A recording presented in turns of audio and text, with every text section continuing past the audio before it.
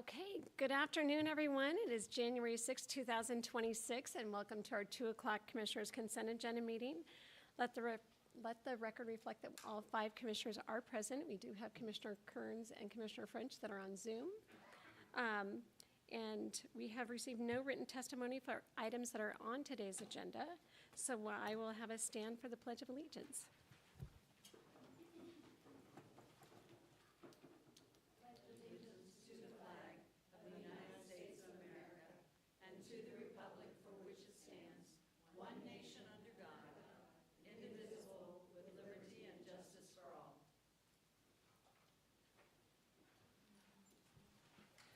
Okay, with that will then take us to our open public forum, and I do have a couple of people that have signed up for open public forum. So I'm going to start with Becky Dickerhoof.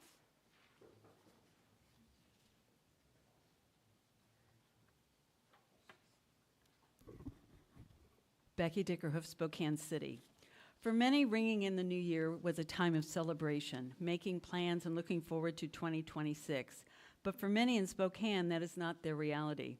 If you are homeless or experiencing housing insecurity, the changes being made to HUD funding has you very worried about your future. Potential cuts to grants such as CDBG, Community Development Block Grants, Home Investment Partnerships Program, and SNAP, Supplemental Nutrition Assistance Program, means families will have fewer resources to make repairs like accessibility ramps, receive housing counseling, and food assistance. Health care and basic needs for disabilities are now luxuries and beyond their ability to attain. Programs that have been proven effective in helping people recover from addiction, such as Housing First, will be eliminated. Years of research have shown that when those suffering from addiction are released from treatment programs back to homelessness, they fail to maintain their sobriety. This will leave local nonprofits like Spokane Neighborhood Action Partners, shelters, and services overwhelmed. When the Trent shelter was still in service, the Spokane Health Department saw frequent outbreaks of communal diseases due to the overcrowding. The continuum of care is also being forced to shift away from permanent supportive housing. We are all hopeful that the recent ruling by a federal judge blocking the changes to HUD will somehow preserve low-income housing and food funding. We all know the cuts will not stop until the states are responsible for housing needs. Our community must develop programs and seek funding to replace the 20,000 housing units that are estimated to be required to eliminate homelessness in Spokane. I'm here today to ask the county commissioners to enact what is commonly referred to as the 1590 tax. This ordinance, which amended RCW 82.14.530, allows the county legislative authority to impose a sales and use tax not to exceed 0.1% of the selling price in the case of a sales tax or value of the article used in case of a use tax. This will allow the county to create more homes for the unsheltered. At least 60% of that money must be used for the construction of housing and related services. The balance must be used for the operation, delivery, or services related to housing. Thank you. Thank you. Next, I have Linda Ball.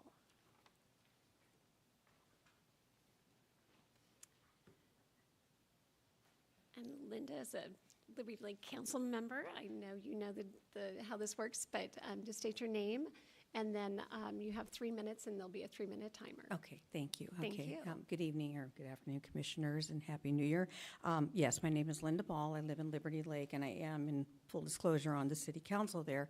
I'm halfway through my first term, and I speak today for myself, basically, because we haven't discussed this recently as a group, but I'm very concerned, again, about scraps. We have an ILA with scraps. They do our animal control, shelter, whatever you want to call it, and we're paying for this, approximately $12,800 a year.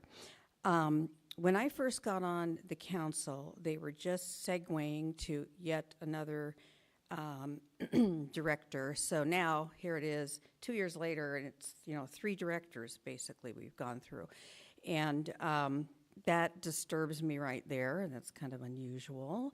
Then I requested that they come and speak to our council and just give us an update on what had been going on there because of the 13 dogs that were euthanized, and that was in September 14th of 2023, and that just absolutely made my heart drop. I'm an animal lover, and, you know, you don't send a dog to a shelter to die, is my opinion.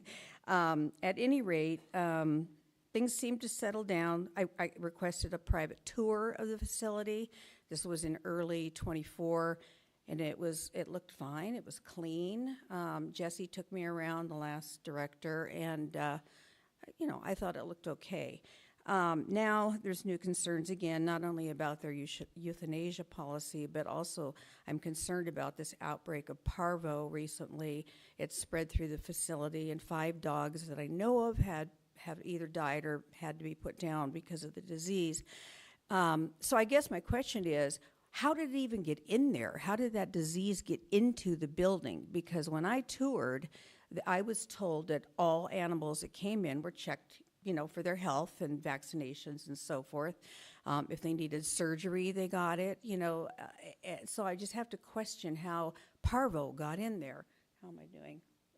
Oh, I can't see the timer, but yeah. And equally concerning, of course, is the kennel cough at Spoke Animal, even though we have nothing to do with that. But this is a problem. It's a real problem, and I have been in touch with one of the Spokane Council members who's been appointed to the Scraps Advisory Board. He's concerned too, and you know, both of us are like, well, this is just a mystery to us how all this has been happening at this facility. So I beg of you, I urge you to, you know, stick your nose in a little deeper into Scraps and find out what's going on there, because you know, dogs, as I said, dogs, cats, whatever, should not go there to die. Okay, thank you. Thank you.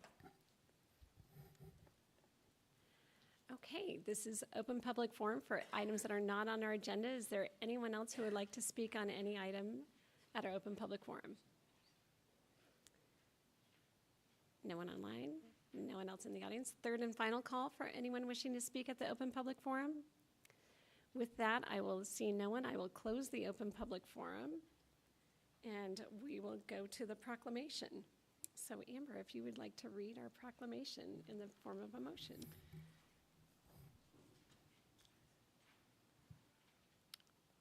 Thank you for being here today and for bringing forth this proclamation. This is for proclaiming January 2026 as Human Trafficking Month in Spokane County. Whereas human trafficking for the purposes of forced labor or sexual exploitation is one of the largest and most profitable crime industries in the world, it is a public health issue that impacts individuals, families, and communities. And whereas traffickers disproportionately target at-risk populations, including individuals who have experienced or been exposed to other forms of violence, child abuse, interpersonal violence, sexual assault, community and gang violence, and individuals disconnected from stable support networks, youth who have run away or are homeless or unaccompanied minors. And whereas human trafficking is a violation of human rights involving force, coercion, and or fraud in which the victim is under 18 years of age, human trafficking is unbiased when it comes to its victims and survivors, including but not limited to all ages, gender, identities, races, religions, and social classes. And whereas human trafficking is a heavily underreported crime, not only across the nation, but globally, we can make a difference by believing survivors, acknowledging the prevalence of this crime, and educating ourselves to better understand its severity and impact. In doing so, we can better understand and support those impacted. So now, therefore, we, the Spokane County Board of Commissioners, do hereby proclaim the month of January as Human Trafficking Prevention Month in Spokane County, and encourage all of our citizens to become informed on this growing problem, support those who are or have been impacted, to be vigilant and report suspicious activity, and to work towards solutions to end trafficking in all forms in our community, believing that everyone deserves safety, support, justice, hope, and healing. Dated this 6th day of January 2026. And I make this in the form of a motion. So. Second. Okay, I have a motion and a second. Is there any further discussion? Seeing none, all those in favor, please signify by saying aye. Aye. Aye. Aye. Aye. Commissioner French, did I hear you say aye? Yeah, I said aye too. Thank you. I said aye. Thank you. Just trying to make sure I heard everybody. So motion passes unanimous. I believe we have Abigail Doherty, who would like to speak to the topic, and thank you for being here today. Yes. Thank you all for proclaiming January is Human Trafficking Prevention Month. As mentioned, my name is Abigail Doherty. For the past 5 years, I have served as the lead trafficking advocate for Lutheran Community Services, as well as the chair for our Inland Northwest Human Trafficking Task Force. LCS is home to Spokane's community sexual assault program, so we provide advocacy services to those who have been impacted by sexual violence, which includes human trafficking. Our services are completely free and do not require forms of identification, insurance, or for folks to have reported to law enforcement or to be involved in any sort of system. I wanted to take just a little bit to highlight the importance of our services and the impact of them on human trafficking survivors with just 2 brief examples. The first is a client that I've worked with for the past 3 years. She was trafficked by an intimate partner for many, many years of her life and experienced severe physical and sexual violence. When she was finally able to escape that situation, she was homeless. She had no medical insurance, no job, no form of income. She was experiencing significant PTSD and had visible physical injuries to her face, which really impacted her self-confidence and self-worth. For over a year, I met with her weekly at Hope House, and with the very limited funding that LCS had available at that time, provided basic needs, safety planned with her, empowered her, helped her grow up that self-confidence and that self-worth, obtained a protection order against her trafficker. And many times during that year, her situation felt very overwhelming and at a lot of points very hopeless as well. That changed, though, when we were awarded a grant through the Office of Crime Victim Advocacy that specifically funded services to adult survivors of human trafficking.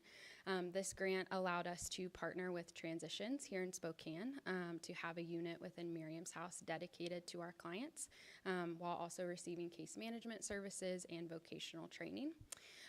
It also allowed us to hire a full-time, or I guess part-time mental health clinician who specializes in trafficking, and her treatment does not require insurance or ID, so very low barrier for folks, especially for trafficking when a lot of times they don't have their documentation. And she accessed all of these services. As of today, she lives in her own apartment. She has stable housing. She was able to obtain medical insurance, and the physical damage was able to get treated, which has just really done wonders for her self-image and self-worth and just ability to live in society and be productive.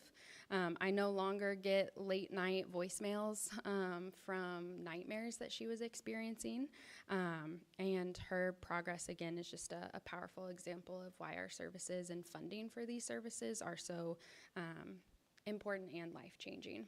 The last one is just the partnership I've had with Detective Keys over at Spokane County Sheriff's Office. So I don't know if you guys know him or know of the work he's been doing the past year with the illicit massage businesses. But the past year he has done a lot of work in shutting down a lot of those, especially in the Valley. With his attention and I can't think of the word, but with his attention to victim-centered approaches, he invited me to be present for those search warrants, and I was able to be there on site to meet with those potential victims. I was able to provide them with their options and rights in their native language through, again, that grant that we were funded. And most importantly, just they were shown that they mattered and that there was help out there for them and that they were not alone. And so just in summary, I guess I hope that after today, you all leave with just a deeper understanding of the services that we provide for trafficking survivors, their importance, their impact, and just the critical need for the continued and increased funding for victim services as a whole. Thank you. Thank you. And do you want to introduce who's with you? Yes, sorry. I have our district director, Shelley Hahn, with me today. Yes. No. So thank you very much. And we're going to take a picture, but appreciate all that you do for our community, because the services that Lutheran Community Services do is so important. And I know the city of Spokane has worked hard as well with the sheriff's department on the trafficking issue. So just appreciate all that you do. So thank you so much. And we would like to present the proclamation to you both. And we'll take your picture.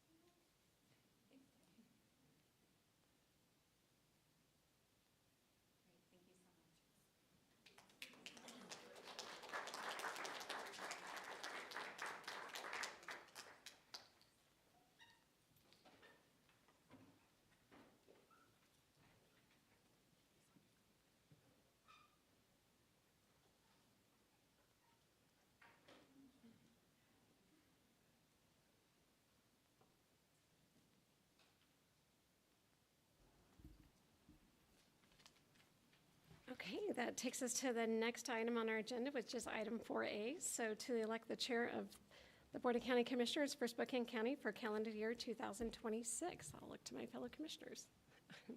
Commissioner Jordan. Thank you. I would move to elect Mary Cuney as the chair of the Board of Spokane County Commissioners for calendar year 2026. Second? I have a motion and a second. Is there any further discussion? Seeing none, all those in favor, please signify by saying aye. Aye. Aye. Aye. Did we hear Al? Al, I don't know if I'm hearing you or not. Yeah, no, you didn't get to the nays, or I'm recusing myself from this vote. Thank you. Okay. Then any nays? And then you're recusing yourself. So, okay. So four people in favor and one recusal. That will then take us to item number 4B, which is to elect the vice chair of the Board of County Commissioners of Spokane County for calendar year 2026. Commissioner Jordan. I would move to elect Josh Kearns, vice chair of the Board of County Commissioners for calendar year 2026. Second? A motion and a second. Any further discussion? Seeing none, all those in favor, please signify by saying aye. Aye. Aye. Aye. Aye. Aye. Motion passes unanimously. Then I will look to my fellow commissioners for the rest of the items. Madam Chair, I would move approval of items 5A and B and items 6A through E. Second. I'm in a motion and a second for items 5 and 6 and all sub-items on today's agenda. Any further discussion? Seeing none, all those in favor, please signify by saying aye. Aye. Aye. Aye. Motion passes unanimously. That takes us to the end of our agenda, and I will look to Mr. Simmons or Mr. Folsom to see if there's any further items. I do have one executive session item that's under review, performance of a public employee, RCW 4230-110-1G. With the commissioners, Matt Folsom and myself, should be about 10 minutes and no action. Okay. No other executive session items for me, thanks. We had enough this morning. Well, obviously not, but we still have one more. Okay, so then that takes us to the end of our agenda for today. So thank you all very much for being here. We will go into executive session for approximately 10 minutes and then come out, no action anticipated, correct? And so we will be done for the day. Thank you all very much and Happy New Year. Glad you're all back.